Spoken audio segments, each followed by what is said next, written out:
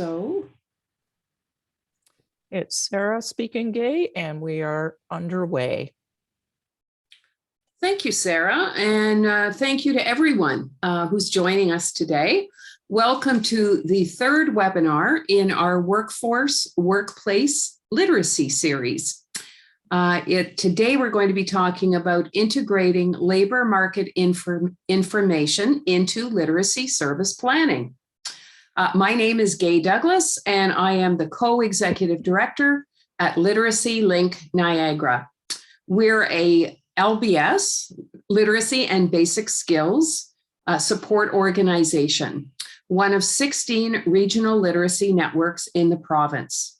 And it is my pleasure and privilege to be facilitating this afternoon. We have many guests and much information to share. Before we get started, I do have some housekeeping details for you.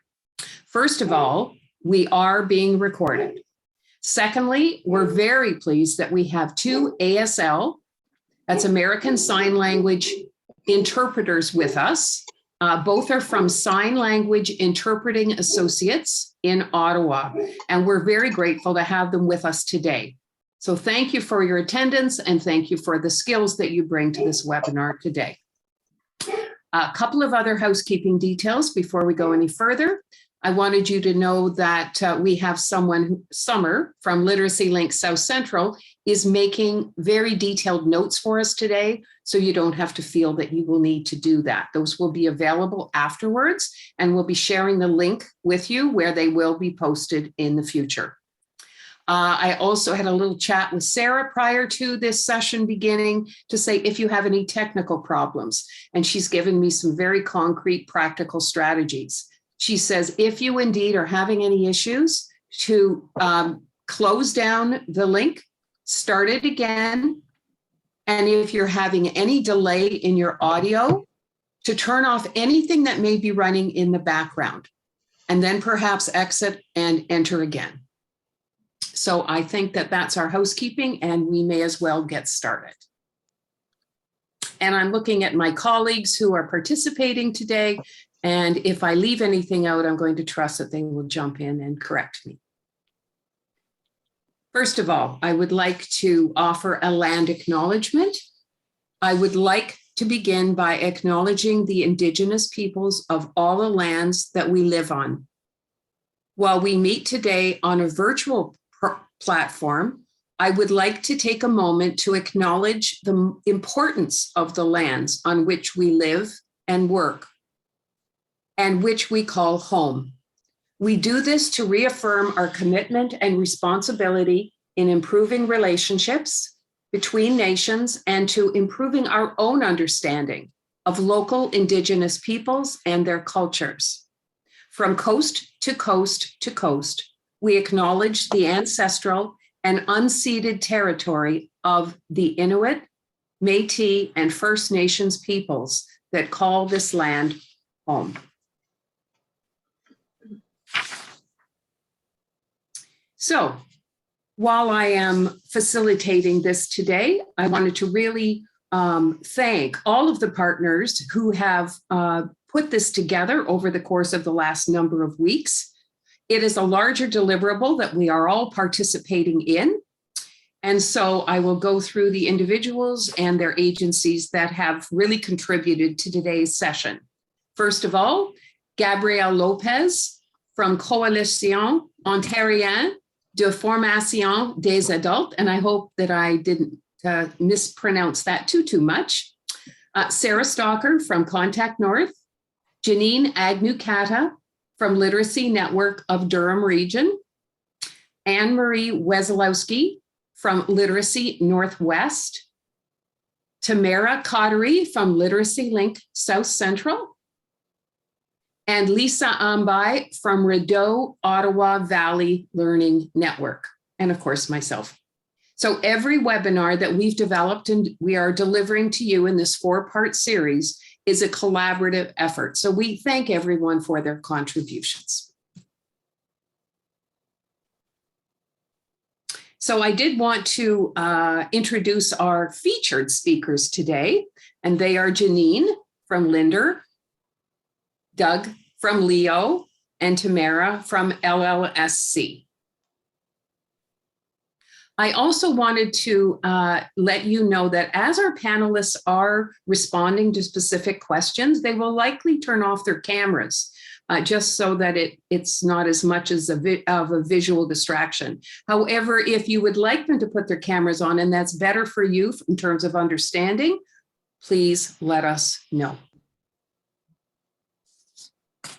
Okay. A little bit of background on our audience today, and I'm sure we have a broader audience than these top two bullet points, but we did develop it specifically for the staff of workforce planning and development boards and regional literacy networks, because the boards and the networks have a vested interest both in labor market information and literacy service planning.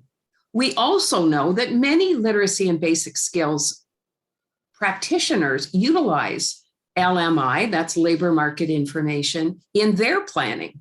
So we're hoping that everyone will be comfortable sharing your experiences using the chat function. So please, when you have a comment or a question, don't hesitate to put it in chat. Or you can raise your hand and then someone is watching for those signals and we will answer those questions or respond to those comments as is appropriate. All righty. So we can't make the assumption that we all have the same understanding of what is labor market information. So this is a great definition, and I'm not going to read it to you, but I am going to highlight some of the content here. It's about having information that assists people to make informed decisions.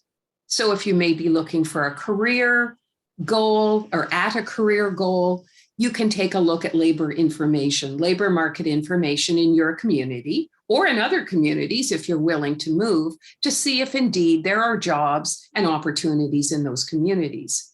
It also provides the opportunity for people to look at the economy of tomorrow, to be able to plan and provide future work, and also developing the development of new, not just training, but new jobs and new businesses to really align with the growing economy. The best labor information, labor market information, provides us with information to make positive changes that benefit everyone. And I know that over the last number of years, there have been some really dynamic interactions and relationships developed between the workforce planning boards and the local regional literacy networks responsible for literacy service planning. Now it's time to define literacy service planning. And once again, it's one of those definitions that may have a slightly different tweak from network to network or community to community. So let's take a look at these. We've already highlighted some of the words. Literacy service planning provides support to the participants, so the literacy and basic skills agencies around the table. It provides support to the planning process, and that includes things like research and analysis. The literacy service planning process supports the coordination of LBS services and allows agencies to collaborate together. And it also supports the development of community and communication around the system. So it breaks down silos and creates a common language across agencies and beyond to be able to attract more learners and inform the public about literacy and basic skills programs. So this is a wonderful brief slide that really says, when you have labor market information that is current and relevant, and you have literacy service planning that connects the agencies delivering literacy and basic skills, you end up with effective workplace and workforce regional planning. So those two elements come together. A little bit of history about the literacy service planning LSP process. It started many, many years ago, 1991, 1992. 30 years ago, So if you haven't been in the literacy world for as long as some of us have, it was a core activity for regional networks and LBS programs way back then. And at that time, it was the first attempt to provide a discussion forum among literacy programs and to revolve again around gaps and duplication. So it really was an opportunity for the first time for those agencies to come together. Since that time, we've really evolved the way that we do our literacy service planning. I think it's become more formalized, more professional. Now the annual literacy service planning process is more layered. So it involves a wider array of community services. So not just LBS, but what we often call wraparound services. We talk about data. We talk about government initiatives and internal and external influences that are shaping our LBS programs. And big surprise, we talk about labor market information. So long before LBS, Literacy and Basic Skills, came under this current Ministry of Labor, Training, and Skills Development, we were integrating labor market information into our work the best we could, and especially after the Ontario Adult Literacy Curriculum Framework was introduced, the OALCF framework. Doug, are you there? We're going to ask you to expand a little bit on the next point. Thank you. I finally am. It really is true. You can't teach an old dog new tricks. I think that where I'm trying to go with this is that with the OALCF, we've taken ourselves away from more about skills and more about being able to do tasks. And that goes across all 5 of our goal paths. And so I think we have really changed a lot over the last little while. And that's where I'm going with. Well, thank you very much, Doug. It's good for we folks that have been around for a while to reflect on this history. And it has been interesting to watch it happen. So many of you on this webinar may have noticed that the Ministry of Labor, Training, and Skills Development is increasingly talking about the relevance and the inclusion of labor market information in their documents and in their initiatives.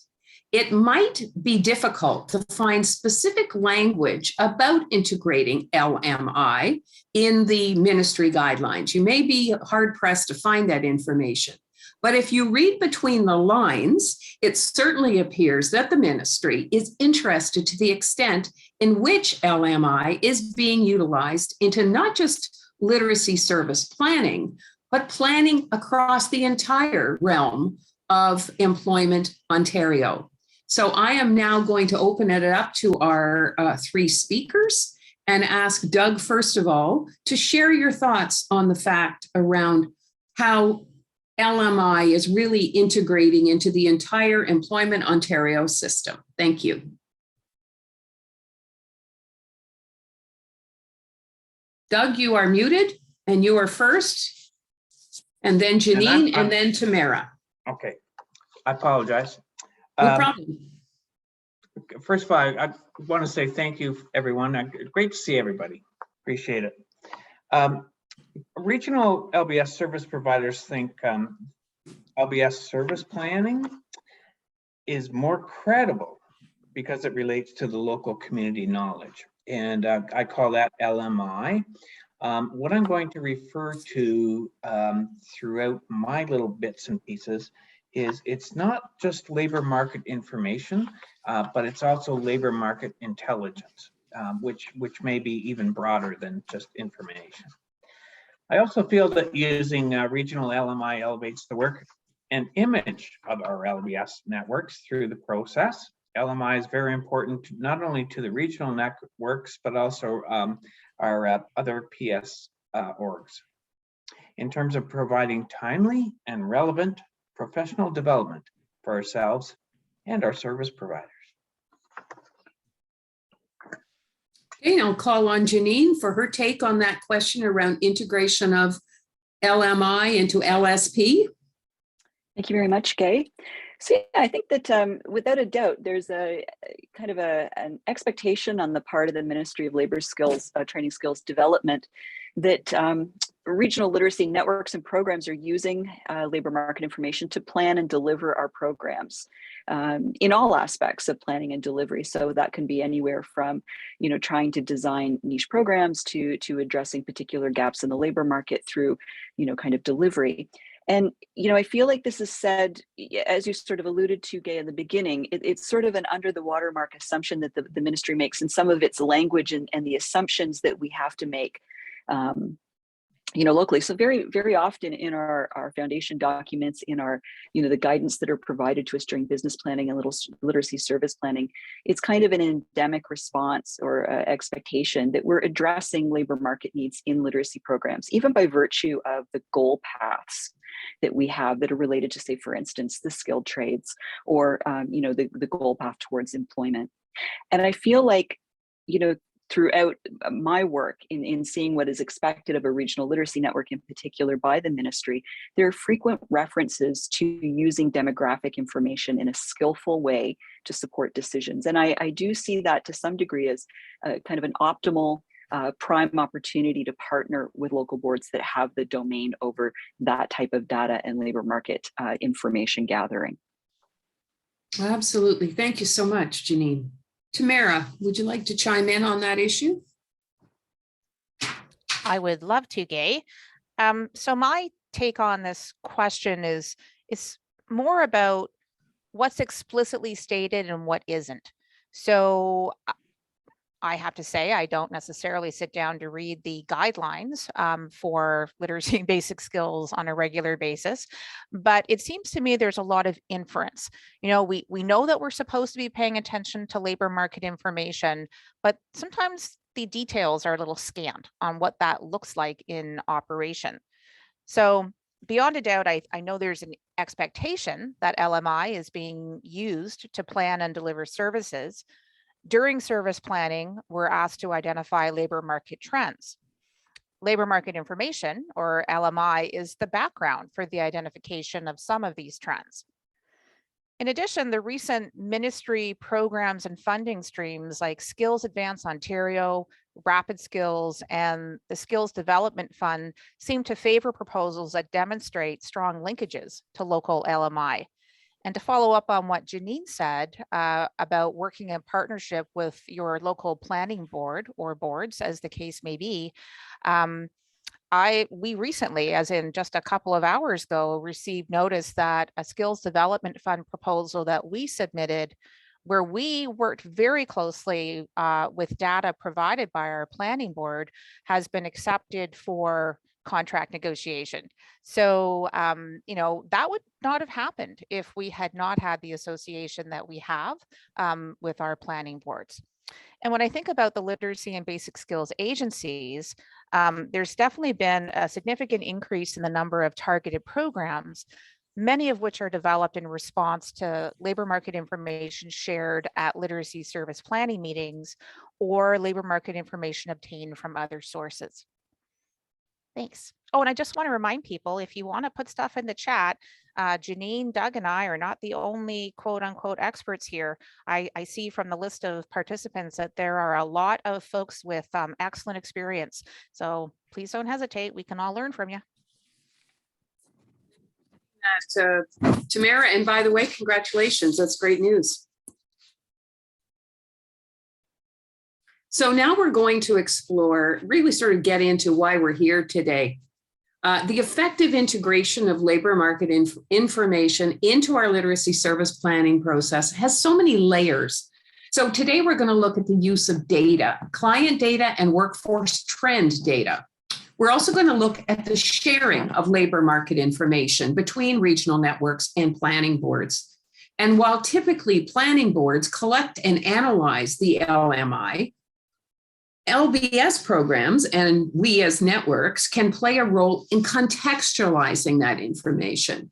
And I really believe it helps assist our programs to target and develop innovative and very focused and specific programs according to the labor market information in our communities. Then we're going to spend some time looking at ways in which LMI has been effectively integrated into literacy service planning.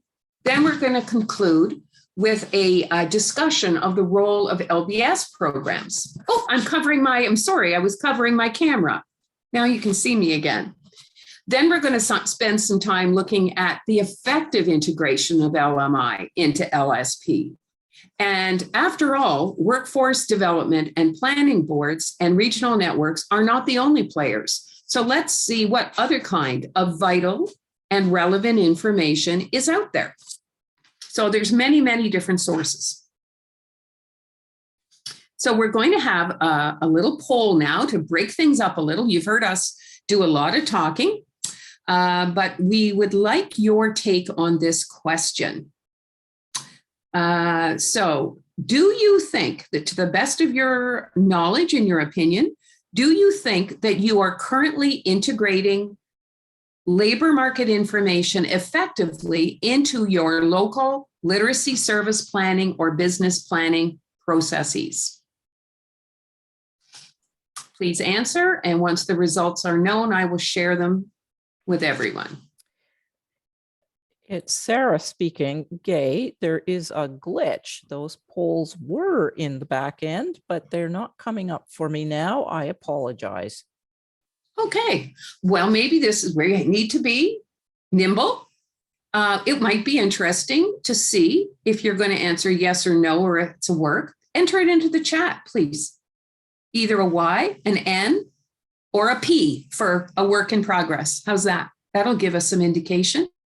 And if someone out there could sort of take a quick look at that, we'll give you a minute or 30 seconds to either answer Y, N, or P, work in progress. Then we'll have someone report on what our findings are. This is very official data. So please. Yes, no, or P. So Gay, I told you that I would keep an eye on the chat. This is Tamara. So I will say that I'm seeing a wonderful combination of yes, combined with probably slightly more, it's a work in progress, which I'm kind of glad to see, because I feel like as long as I've been in the field, which is 30 years now, I'm pleased to say I cut my teeth on the literacy service planning process. I'm still learning how to integrate labor market information effectively, right? So, and for those of you who are doing it well, I hope you'll share some of your ideas as the webinar progresses, because we, like I said, can all learn from each other. Well done. Thank you so much. Okay, we're moving on. Now we're going to talk about data. And we're going to look at the use of client data and trends. And let's ask now our audience, it's time to once again turn it over to you for a moment. Besides the information that you may receive around client data, so literacy and basic skills data, or other workforce trends that you may get from your workforce planning board, what other kinds of data are you utilizing? This would be very helpful. So please put it in the chat, and Tamara, I'm sure, will read it to us. What are you using? What kinds of data? And maybe the sources you may be using to find the data you're using. So you can type that in while our gifted panelists will do their bit as well. We're going to start with Janine. Janine, take it away. What kind of data are you using and where are you finding it? Thanks, Gay. So this is an area that I'm really quite interested in, because my area of expertise and specialty is not really in data. I rely very heavily on my workforce planning board for this purpose. But I want to be really clear that I truly believe that because by virtue of literacy programs having kind of limited resources and many competing priorities, making data-based decisions is absolutely critical. We just don't have it, especially in my region, that the type of funding, flexibility, and the ability to kind of bob and weave with what's happening and address all things for all people. So anytime we're making decisions at the program level, I really urge programs to consider the necessity for using data. So when we kind of coalesce that down, that's a very broad statement, but bringing it down to the idea of developing a literacy service plan. This is where, you know, we want to be making projections and assumptions based on the type of data that we have available in our community. So to this end, we utilize labor market information that is gleaned mostly from our workforce planning board and a variety of their sources, including their Jobs First Durham site, which is actually kind of an in-the-moment source of all kinds of valuable information that I will pull to even answer questions on a daily basis. Naturally, we use the CMSM tables or data that are provided by the ministry on an annual basis. I also access quarterly statistical reports about my program's performance, and we use that as kind of benchmarking and trend setting while we're developing and running through the annual process of the literacy service process, especially around areas related to performance management. We access population demographics that are generated by our local community development council and our local training board or workforce development board.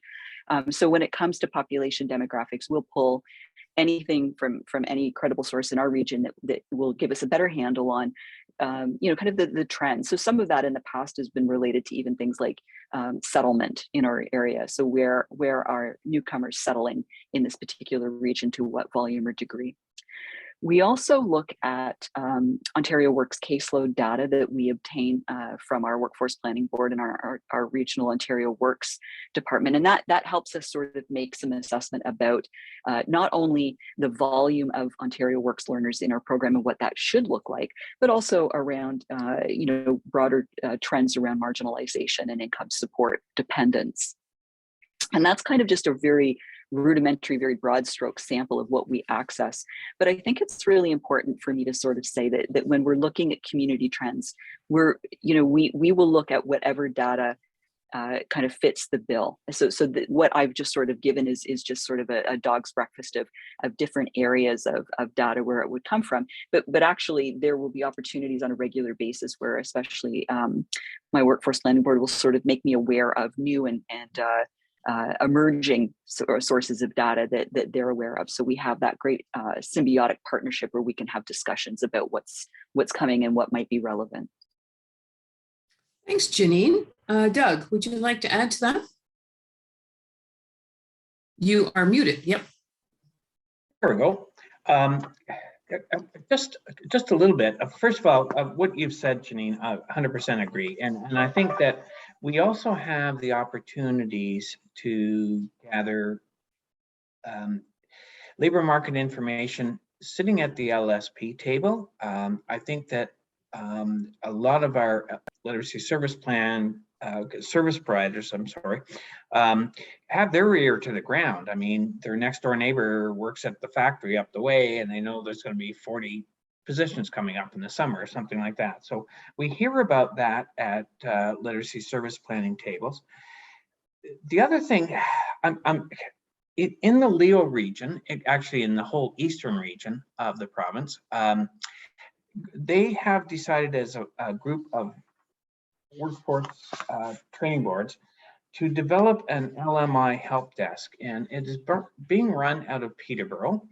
And what we can do is we can call up, put a question in, whatever, and we can get specific data specific to our region that's current. And so I asked a few questions of this LMI help desk, and one of the ones I asked for was, what are the top 10 trades? I got the response back in 2 days on a lovely looking report, and it told me what are the top trades. So when we're talking then with LBS folks who are thinking about going into apprenticeship, we can then talk with them about what are the trades that are hot in our region, and if you'd like a different trade, you may be having to take a look at moving. Helpful. So, and I'll talk more about the help desk a little bit later on this session. That's a nice brand new program, is it?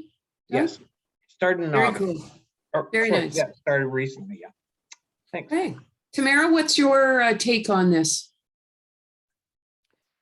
So first of all, Gay, I like let everybody know that I personally have to differentiate between accessing labor market information and actually using it. I sometimes find that, when I'm looking at some labor market information, sometimes I find it hard to grasp the takeaway. What does this information mean for adult literacy? What does it mean for the programs and services that we provide? So that's why I'm still a work in progress, because I need help interpreting your average labor market information to figure out how it applies to the work that we do. And thank goodness we're co-located with our planning board, which makes running over and asking these kinds of questions a lot easier. But apart from data that's provided by our planning boards through their annual labor market development consultations and reports, at Literacy Link South Central, we use the demographic data rolled up through CAMs for our individual communities. And this data helps us to understand how our local adult literacy agencies are doing in some key areas as compared to other communities, to the entire region and also to the province. So while of course variances are to be expected from region to region, and for good reason, we like to make sure that where there are variances in our community data, we understand why these variances exist. So we like to track things, CAMs can provide you with a lot of information, but we like to look at things like the number of people who enter our programs who are already working full-time and the number of people who are working part-time. And we've had a fair amount of mileage out of using that data, certainly with local politicians who I think often forget that, there are a lot of people working who could benefit from literacy upgrading. And when we have access, we also like to use data from our municipalities, things like caseload increases or decreases, or even more granular information like educational levels, length of time on assistance in our planning. Just a quick example of what some of that meant to our actual planning as an organization and to our literacy service planning. We really were struck by how a lot of OW clients, Ontario Works clients, are spending longer periods of time on assistance, like 2 years or more. And what this led us to is to think about how to engage people and how to retain them once they get to our programs. And we looked at things like motivational interviewing as something that we would need to bring, some professional development we would need to bring to our area to help support those clients. So that's just a quick example of how some data would translate into an actual business plan item that we would focus on. So Gay, I'm not sure, the question was asked in the chat of any other types of data that people use. And much like Janine's example of a dog's breakfast, it's very clear that people get labor market information from a variety of sources, everything from the media to good old Stats Canada. The planning boards, of course, were mentioned, employment services as partners in the community, and community consultations and local events. So quite a lot of different ways to access labor market information for our participants. Thanks. Oh, thank you. Carrying on with sources of labor market information, let's continue this dialogue. We'll start with Janine. Thanks, Gay. So as I've mentioned in the previous slide, I work very closely with our workforce planning board. And in terms of when it comes down to sources, a more broader variety of sources rather than just straight data, they have a wide access and actually kind of develop a wide range of labor market intelligence that we can utilize at the program level to make decisions, to make value, kind of sort of valuable observations about where the community is and where our programs are. And this is generated through their own internal analysis of things like Statistics Canada tables, census data. They also were very fortunate in Durham in that our workforce planning board will develop annual surveys that are customized for the use in our particular region. Some of these have been, for instance, an employer survey where they will kind of go through and run a survey analysis of what employers in our particular region need or want, or what their perception of the available workforce is. And that source of information has been very valuable for us because it helps us knit together a narrative at the program level as to what's happening in our community. In conjunction, obviously I mentioned Jobs First Durham and the labor market information that our Workforce Planning Board will develop with local industry and sector councils. So I sort of want to, sort of talk a little bit about that concept of, we rely heavily on a community partner. They're the ones who are developing those sources. And that allows us, as I said, to sort of develop what I refer to as a narrative that makes it easier for programs to understand where they fit into that broader labor market and how they can internalize some of the trends that are taking place in the community. Because as I said, when we only have so many resources and so many programs, when a question or a request in the community comes forward, we need to have some sort of a decision-making assumption that what we're doing or where we're directing our resources in the programs are to the betterment of the community, according to what we're seeing from different sources of labor market information. So the evidence that we are literally meeting the needs and the opportunities in our communities. For sure, given that the fact that we can't be all things to all employers or all things to all employment outcomes, if you're talking about outcome-based education, we need to know where we get the biggest bang for our buck based on what the sources of LMI are telling us. For sure. Doug, do you have something to add to the source issue? A little bit. I have to say that my region's very fortunate. We have 3 workforce development boards in my region, and so as a result, it's not. I get a variety pieces of information through 3 different lenses, Nice. which is kind of cool.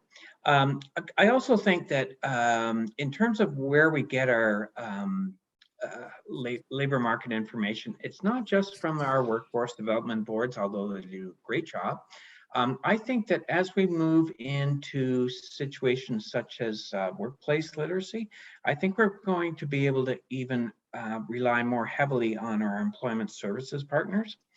And I would also like to find a way that we could get more information from the labor part of our ministry.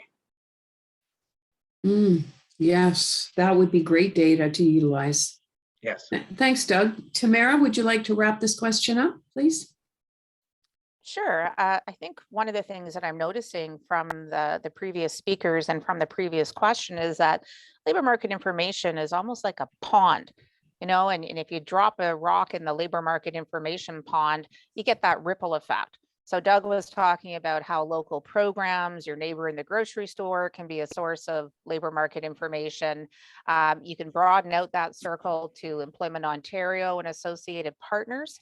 But you can even go farther than that. And that's a part that I want to focus on. So at Literacy Link South Central, we tend to devote more of our time, because we don't provide direct adult literacy instruction, to reading labor market research that many of our agencies can spare. And we share this information with our agencies and then encourage them to consider what this data means for who they support and how they do it. So while most of the LMI we use comes from our 2 planning boards, we also use information from organizations like the Future Skills Center, the Chambers of Commerce, National Adult Literacy Groups, and other groups that specialize in economic development. So one of the resources that I came across most recently that was sent to me by somebody in economic development here in London is called The New Landscape of Digital Literacy, and it was put out by the National Skills Coalition. I have read and used some of that information as the basis for several proposals that we have written as an organization. And that goes back to something that I believe Janine was speaking about, which is this increased demand for evidence-based proposals. right? So it used to be that you had a great idea of what was useful in the community because you were talking to people and your gut told you that it was a great idea. But now the expectation is that you're backing it up more and more with local data. And so I'm hoping that this webinar gives people an opportunity to explore those sources of data, but also how they can be leveraged to positively impact our adult literacy system. Now, there is some conversation happening in the chat, Gay. So just an observation really to that not all planning boards may be considered as a source of LMI. So I guess we shouldn't make assumptions. The three of us obviously have strong connections with our local planning boards, but there's always variance among agencies, even though they have similar names. Or sometimes the geographical boundaries don't overlap nicely, right? So maybe your planning board covers 5 counties and you cover 2. And so sometimes figuring out what data applies to your geography can be a bit of a challenge.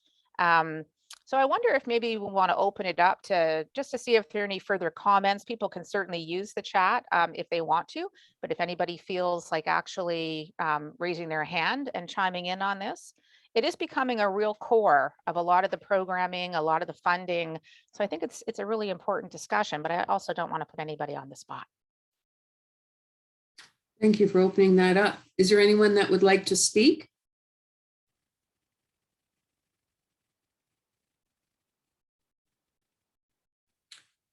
Hearing none, then keep on chatting. Keep on using that chat box. It's apparently working. Thank you so much. The source piece is really fascinating in terms of the extent. And I'm sure right across the field, if you would poll regional literacy networks, there is quite a wide variance of not only where do we find that information, but how much do we depend on our workforce planning board. And just let me say, off our script today, this is very timely in that this morning we had a literacy service planning meeting and had some tremendously valuable information provided by Thalia from the Niagara Workforce Planning Board. And that information not only provided the latest trends and data around the emerging jobs that are out there and the most fundamental skills needed, which is tremendously helpful for our programs as they are in the skills development world. It also provided a wrap up of the last year's data from LBS and Niagara. So we can compare now year after year how our programs are performing. In addition, the impacts of COVID. So I must say that our local workforce planning board need to really do a shout out to them because they have listened to our programs and said, what is it we can provide you that provides good, relevant information for your purposes? So thank you. Timing was perfect for that. Okay, if I could just interject, I think there was a speaker, Heather, who would like to share something, but you know, we all have to mute and unmute. So go ahead, Heather. Go ahead, Heather. Sorry, my fingers weren't running fast enough for my mouth.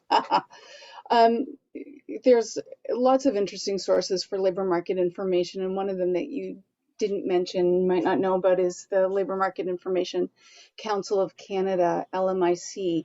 And the only problem with LMIC is at the moment, LMIC cannot disaggregate their data to the local CMA level, but their intention is to do that over the long haul. And so that might answer some of Stephanie and other Heather's comments.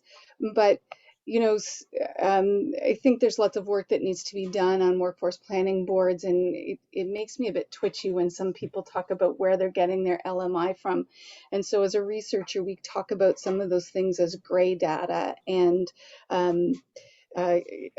you know, we talk about data and stats and information from anecdotal sources. So it would be interesting to find out what people are missing when, you know, they're talking about it. Sorry, I didn't introduce myself. I'm the executive director of the Durham Workforce Authority. So I've been here for just about 15 years running this workforce planning board. But in this conversation, we're talking about where you get your data. And I'm not sure if in this presentation we're talking about what's missing from the data and what the wish list would be for data, because that is something that I'm always asking the community, and not to speak to funding and beat that drum, but we're always looking to find that out so that we can get that in our budgets if we have to do a custom purchase to StatsCan, or, Build Force Data is just about $2,000 to purchase that data. So these things Sorry, this is are for the significant. interpreter. What was that? To purchase the Oh, data? sorry, What I is? speak really fast. No, I just didn't hear the word. It's fine. Did I say Build Force Data? Built force, is that what you Build said? with a D. Build force, thank you. Yeah, it's apprenticeship data. My apologies, Francine. Thank you, Heather. Thank you. That's very valuable. So yes, there's, we note that sources of data need to be taken carefully and identified in terms of relevance. And thank you. Appreciate that comment. Anyone else with a comment or question? Okay, then we'll move on to this slide.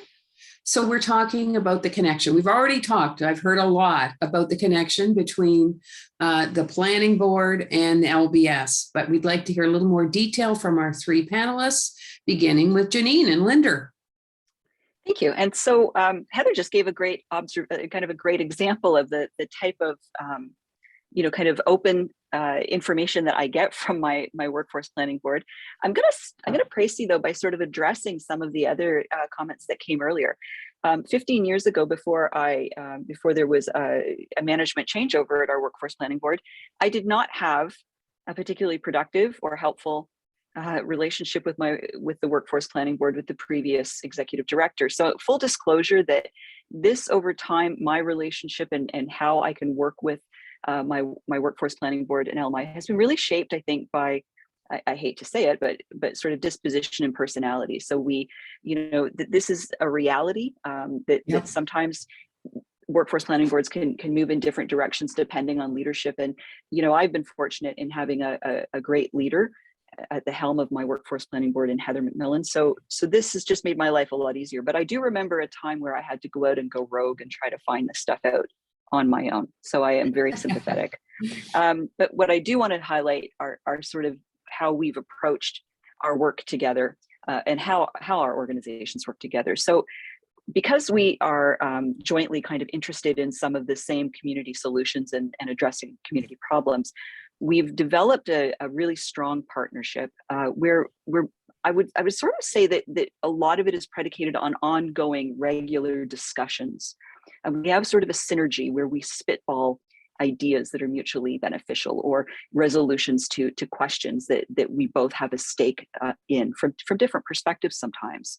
And this has allowed us not only to share intelligence back and forth and to sort of, like I said, I'm very fond of the idea of like we're creating a narrative, right? Like we're trying to color in the fulsome picture of the labor market and the community that we both work in. And so we've done that through pursuing joint initiatives like a joint annual conference for Employment Ontario in the past, and other types of smaller scale project initiatives together. We share a lot of information and local intelligence as we're both getting it from different aspects of our work. This has resulted in our program, in our agencies partnering. For me, this is sort of an emerging issue and really important issue is equity, diversity, and inclusion. So we're both looking at that in terms of our individual agencies' interests. Heather more so on the side of developing research standards and looking at some of the trends that are related to the labor market and equity, diversity, and inclusion, where on the program side of things, I've been trying to help my programs develop more inclusive programs and program approaches and models. So this has us providing to our workforce planning board sometimes more contextual questions, so we can kind of have granular questions that we're developing that are related to labor market observations, and also it helps us, kind of give them feedback on where data collection might be beneficial. So, do we have, we recently had, kind of a request related to a particular development of a short run training program. And, it was because of this open dialogue, I was able to go to our workforce planning board and say, is this a need, right? Like, this is what we're being asked to do, but how would we substantiate this as a legitimate need in our community when we have many competing labor market needs in our community at this time? So that was one area where they were able to come back and say, this is what we're noting. But there was a lot of non-data, sort of, just their ongoing deep delve into community intelligence through dialogue, through sitting on committees, through resourcing things. So that's very beneficial to me, just to be able to have that conversation. And more than just talking about developing baseline statistics or data about trends in Durham, they're able to kind of talk a little bit about how we could do a better job as a community to address the needs of, say, employers. So again, it's, for me, very often this synergy is predicated on, Heather sees things a little differently than I do by virtue of her work. So it's helpful to be able to have someone reframe my questions around program delivery around, well, how would that benefit, say, the wider community, an employer, or an employment seeking literacy client? So those are sort of the ways in which we've kind of developed a working relationship that I hope is mutually beneficial, but certainly has been extremely beneficial to my agency in particular. But as I say, this is not a universal, right? Like, this is based on, I think, sometimes leaders of organizations having, kind of mutual interest or curiosity about particular topics or particular approaches. Yes, there's an ebb and flow, definitely. And on both sides in terms of interest, values, and willingness to collaborate, as in any partnership. Thank you, Janine. Doug, in addition to your help desk, which you've already reflected upon, do you have anything else to add? First of all, I just wanted to add a bit on to what Janine has been saying. And I agree that, we can't always be looking at our community or the labor market picture with our LBS lands, and making sure that we're working closely with our other partners, I think is a really good idea. I think the other thing that we should be taking a look at, I'd mentioned the LMI help desk service, and that's great, but it really reflects on specifically the counties that Workforce Development Board works in. I think that if we're going to be really being responsible, I think we need to be thinking about, where does a person live versus where does a person work? And I know, Janine, you and I have talked about this quite a bit. And I think that as we start to explore labor market information, we may want to go beyond our own network boundaries. Thank you. And some people will move for jobs. Absolutely, if they know. Yes, absolutely. For sure. Okay, Tamara, would you wrap up this conversation about the connection? Sure, Gay. Like Janine, we have had longstanding associations with our planning board executive directors, and that has proven to be very valuable. We've worked on quite a range of things together. So we worked to promote apprenticeship together. We've worked on workplace literacy projects together. Our planning boards have been really useful in reminding us that LBS doesn't rule the world.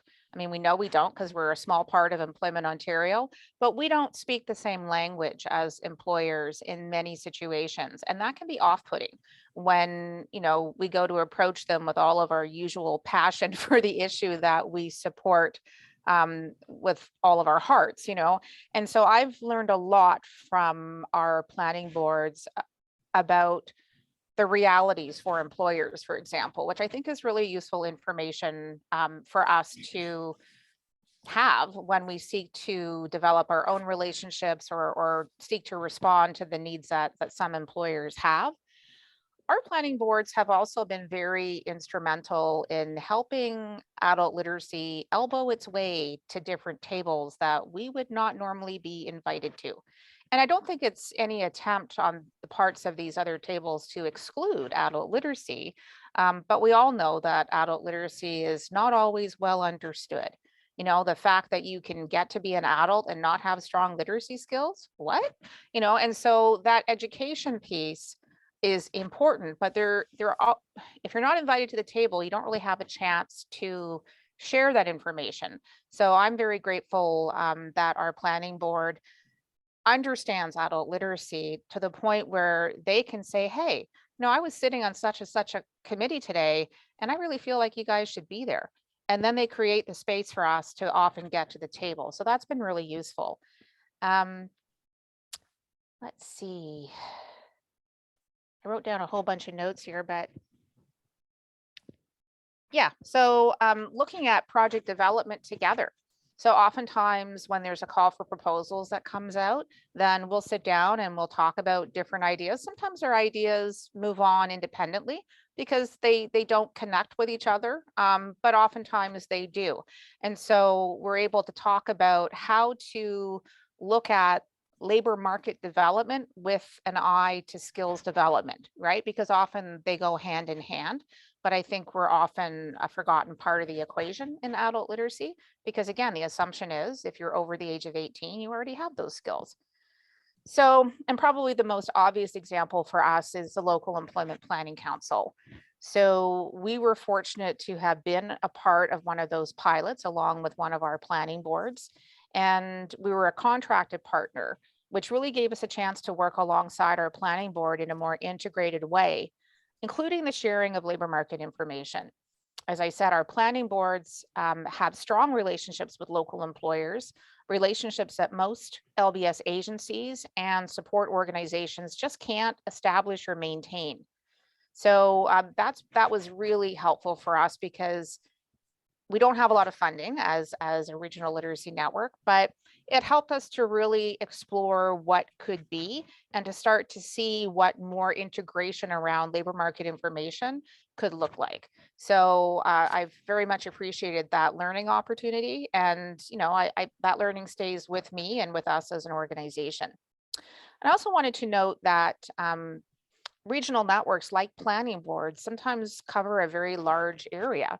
So large, in fact, that it's likely that some planning boards might work equally or even more with local LBS programs. Again, especially in those with larger geographical areas.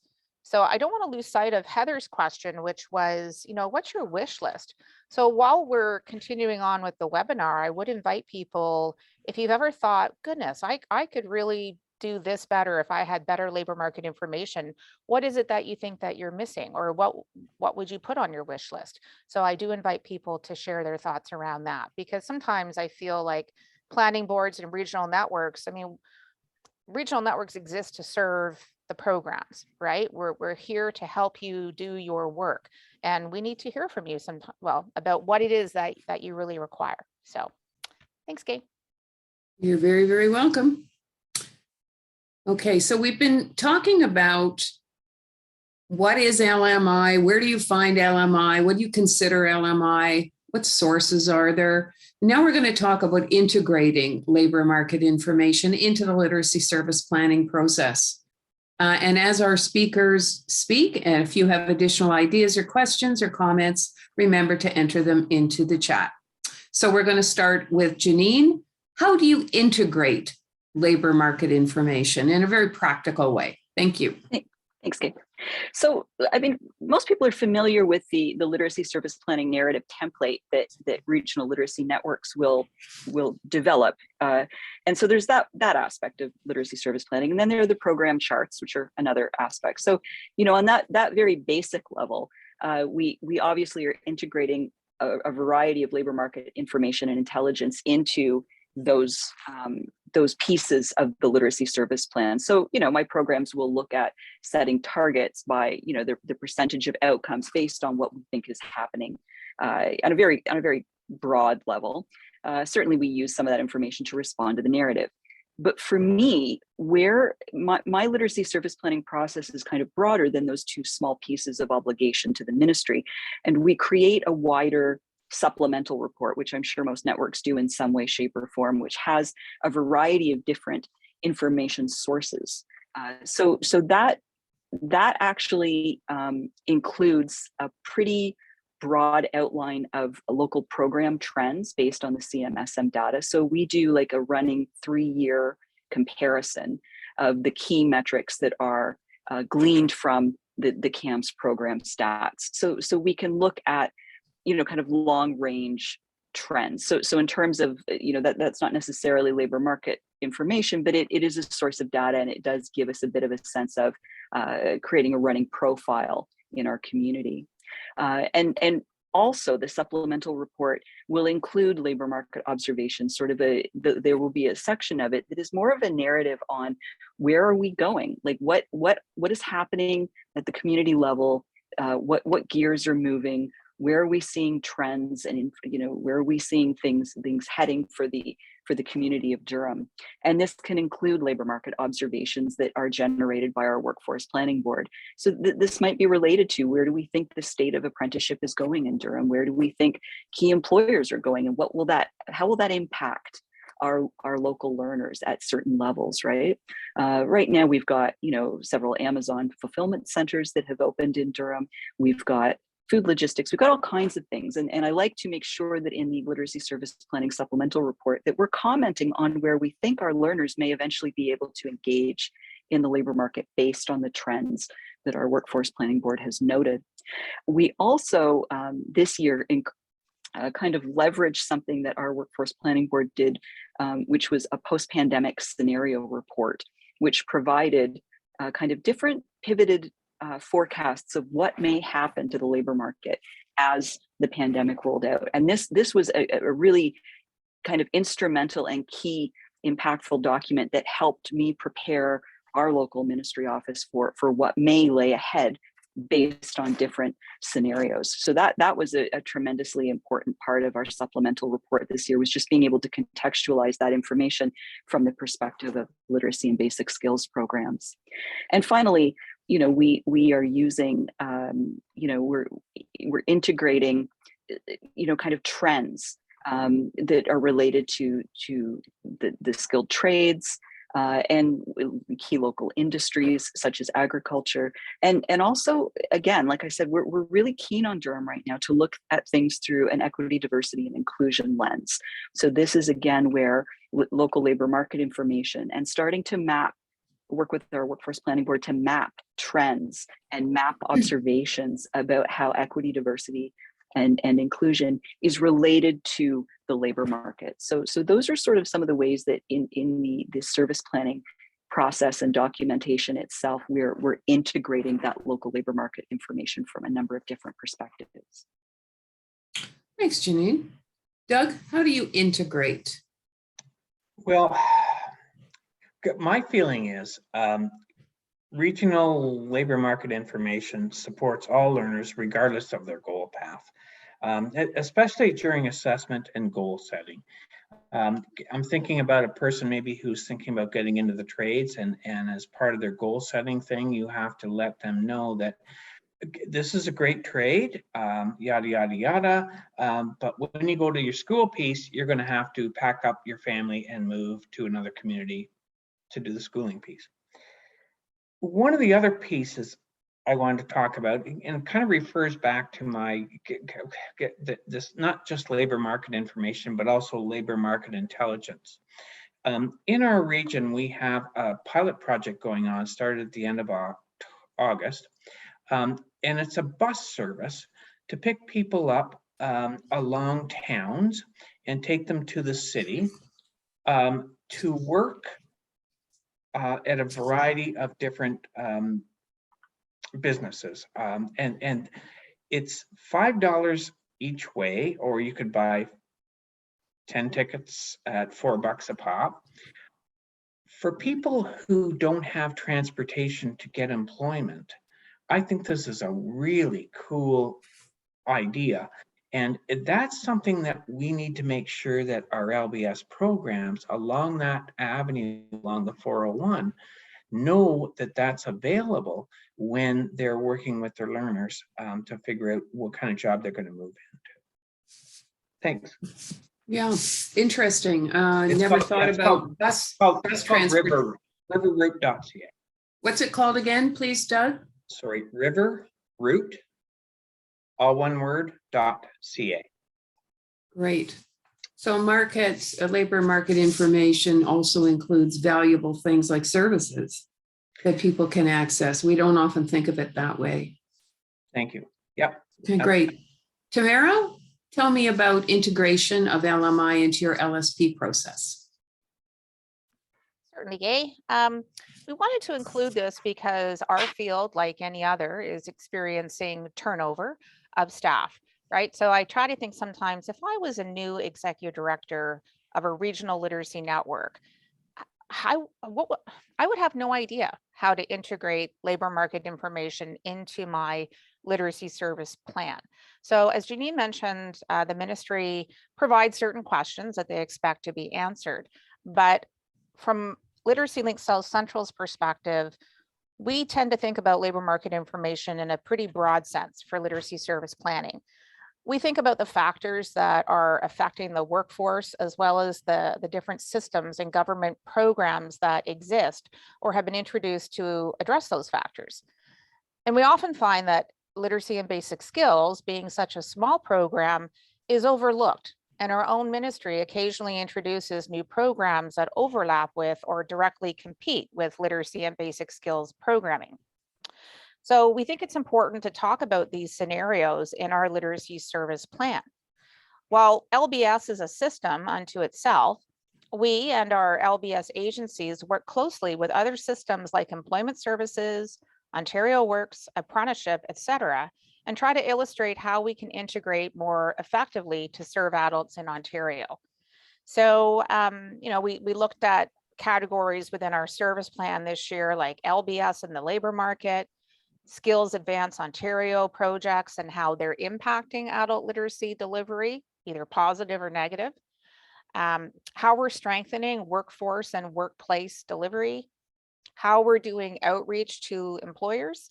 And we also included a section on apprenticeship and pre-apprenticeship, just to give you a few ideas, because really we want to tell the labor market information story. So it's not just about which jobs are more in demand, which ones are less. I think there are other things that we can and should include, because again, if one of our jobs is to educate the readers of the literacy services plan, and that includes our own ministry, then we think that it's time well spent. So. Absolutely. Good point. I've heard that from a number of different sources, that the ministry, certainly our local ministry representatives, often really appreciate the local research that's done, obviously by the training board, the workforce board, but also the additional through a literacy lens, as we like to say. Thank you very much. Okay, I just want to let our audience know that we are down to about the last 4 slides, and I believe we will be wrapping up in time. So we are now going to be moving into the role of LBS programs in terms of, we've already reflected that from one network to another, there could be varying ways that the actual literacy and basic skills program either use or impact labor market information. So now we're going to hear from our panelists about their experience, beginning with Janine. So our programs are kind of the recipients of and sources of information from a literacy perspective. And we've had some great opportunities in Durham for LBS programs specifically to play very active roles, utilizing or responding to labor market information. And the one that is among the more recent, which was extremely kind of not only beneficial, but I think quite successful, was the opportunity we were provided by the Durham Workforce Authority through a very generous grant under the previous LEPKI to identify and create curriculum for particular labor market pathways that were in high demand in Durham region. So we developed, again, with the full support of our planning board financially and from the data perspective, we were able to develop these 3 great training packages for low-level literacy work learners in the areas of cannabis, logistics, and retail. So those were, in-demand sectors. We had the access, and it was actually a great opportunity of being introduced to employers to help validate the curriculum. So that was one example where that labor market information was the programs were given a direct role to develop and cultivate something new in this particular community that was directly related to our labor market. The other role is really for programs to make some decisions about how they can adjust program direction and design new approaches to better reflect our broader community as well as the local labor market realities. Sometimes that's related to pivoting more towards delivering literacy to people who are interested in the skilled trades, and pivoting away from other skills path, depending on what's happening in this particular community. So that role to be responsive and that role to design, to make program adjustments and design based on what we are learning about our program. So it's a really tall order for programs, right? Because they want to be able to respond to what is needed in our community, and our community is always changing and growing. Furthermore, the programs have a role to use labor market information to create their own internal projects, and also for the justification of program rationales and making long-range change decisions. So this is, again, where the programs themselves really have to drive forward these sources of, like a culmination of all of what we've talked about today. It's really the role of the LBS program to decide how they're going to live that out on the ground in the program, specifically for the benefit of literacy learners. And, I think the other thing is that the programs have a really important role in sharing their perspective and information and experiences with the Workforce Planning Board and the Regional Literacy Network. So I rely heavily on my programs to kind of color in the gaps, right? To explain back to us how they can or they cannot respond to certain realities in our community or certain trends in our community, because sometimes it doesn't make sense, right? But we need the LBS programs to play that role, to contextualize this stuff. For instance, if we know that there are a particular growth sector, but that isn't a viable pathway for the volume of say level 1 learners in our community because it's just too long a post-secondary path. That's really for the LBS programs to tell us, to inform us, so that we can calibrate our expectations as to what role LBS will play in something. And finally, they're able to knit together disconnects between their experience on the ground as practitioners and what we think we know about the local labor market. So sometimes we even see that employment services, right? What we think we know or what we think is happening in the community sometimes looks a little different when you actually have people on the ground trying to fill employment positions, or they're trying to develop training for people who maybe at the learner level they just don't see that need. So I sort of see the role for LBS programs to sort of extrapolate what networks and workforce planning boards are able to provide in terms of an array of intelligence, and distill that down into delivery model. Thanks, Janine. Doug, what is your take on the role of LBS programs? Well, I really appreciate what you've said, Janine. My feeling is with COVID, we don't know when things are going to open up, especially around things like tourism, hospitality, et cetera, et cetera. So we, as LBS service providers, we need to be keeping an eye on that. And then we could go in and start to provide occupational curricula training for our learners so that they could be up and going within 6 to 8 weeks. One of the other things that I'm seeing with a lot of the LBS service providers in my region is they're taking a look at the seasonal work. And so a person who wants to maybe become work in a landscaping field, they would start the program in February so that they have completed the course by the end of March.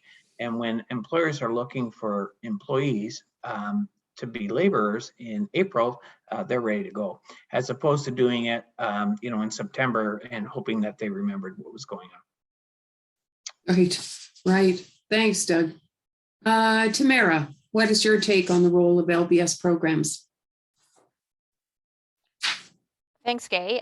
Well, incredibly important, first of all, and I totally agree with Doug and Janine around the development and delivery of occupational specific programming, but I'm going to take a slightly different approach here.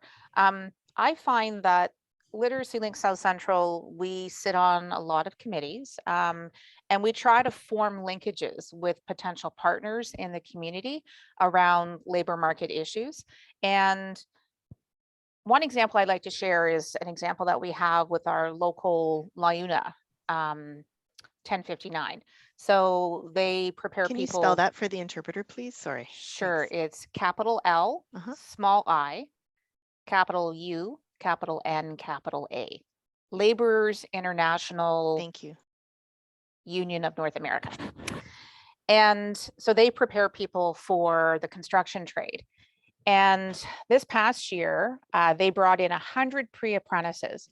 And of those apprentices, who are all sorely needed in the labor market, 65% of them needed math help. So as a support organization, we went in and we did sort of a screening of all these folks, found out that a significant number of them needed math upgrading, but we don't do direct programming. So then we turned to our local adult literacy agencies and asked them to rise to the challenge. And one of them did, and netted almost 70 learners that they didn't even have to recruit, no marketing involved. So, and this year, that same organization is going to bring in 160 pre-apprentices.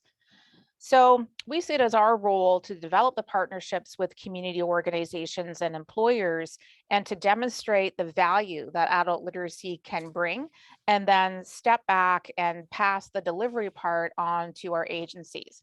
Now, we don't for a moment think that our agencies are sitting there wondering what to do with themselves, but this is where it ties back to service planning. If we're aware of certain agencies that might be struggling to meet their targets, I mean, in light of the pandemic, the level of learners they serve, et cetera, then it provides us with an opportunity to make sure that we're leveraging the entire system, that we're giving everybody hopefully a chance to meet their targets, because we don't want to lose capacity in any of our communities if agencies are struggling to meet their numbers and end up getting those dreaded directed improvement letters.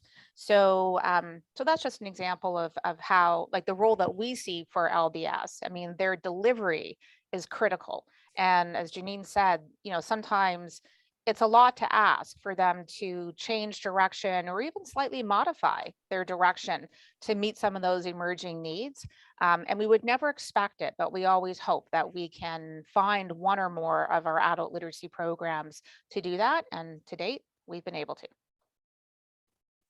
Thanks, Tamara. I think what I'm hearing is that, especially with this LUNA experience, that it was getting labor market information firsthand, directly from the union. Yeah, I mean, we hear constantly how important apprentices are to the future, right? We're going to have a huge shortage. So here are a lot of people coming in who are expressing an interest in apprenticeship, but their skills, certainly when it came to math, were not where they needed to be. So, I mean, I look at that as a labor market information opportunity. Oh, absolutely. For a chance to respond to LMI. Yeah, so, and it's just amazing when we can do it in tandem with our local programs. Thank you. All right. Now we know the poll isn't working, but once again, we're going to be nimble and ask you, oh, it's working. Wonderful. We have success. Thank you, Sarah. Has this webinar provided you with some new ideas in terms of how to integrate labor market information and my new LMI, which is labor market intelligence, into literacy services planning? And please choose, and then we'll share the results with you. Gay, it's Sarah. We have 19 responses. I'll just wait another few seconds.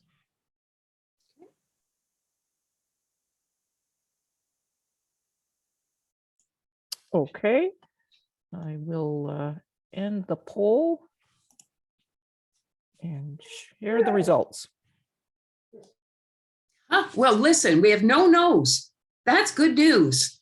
So you're either saying, yes, I've got some key notes here, or yes, but I'm really thinking about and processing. There's a lot of information. We know that we have presented, or my colleagues have presented, a great deal of information today. So thank you. If we've made you say yes, or that you're processing the information, we appreciate that very much.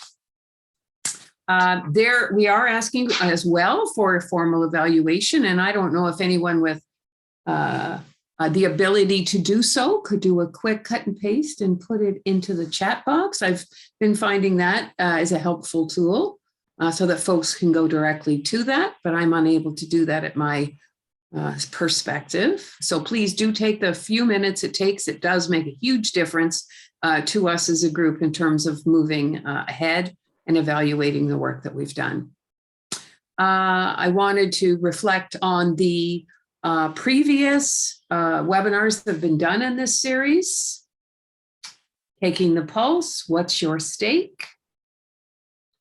Integrating labor market information today. And the final one, which is really going to focus on the relationship between the planning boards and regional literacy networks and some of the best practices and successes. And you can access the recordings and the slides, I believe, at this particular link. And any questions or anything technical I need to know before I move on? And when in doubt, if you're looking for something hosted by eChannel, contact Sarah Stalker. Sarah is the holder of this vital technology information. So we have 8 minutes. Wondering if there's any specific questions or comments anyone would like to make before we officially sign off and let you get back to your other tasks.